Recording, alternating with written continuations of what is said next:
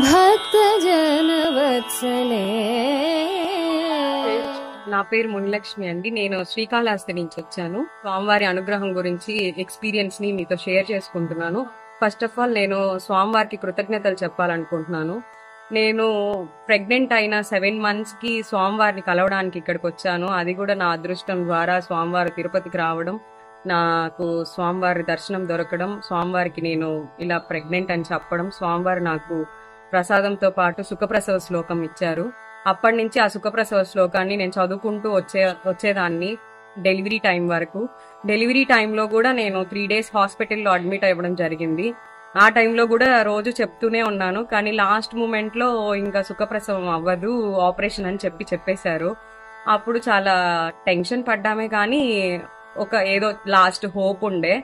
కానీ ఇంకేం చేయలేము. ఇంకా ఆపరేషన్ కి వెళ్లే టైం ముందు చెకప్ కి వెళ్ళినప్పుడు డాక్టర్ చెక్ చేసి చెప్పారు, ఇలా సపోర్ట్ చేస్తే సుఖప్రసవం అవుతుందని అన్నారు.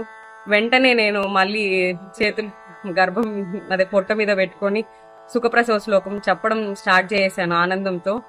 అలా జరిగింది. మళ్ళీ లాస్ట్ కి పెయిన్స్ రాకనే, ఏం జరగకనే నా బేబీ నాకు డెలివరీ అయిపోయింది.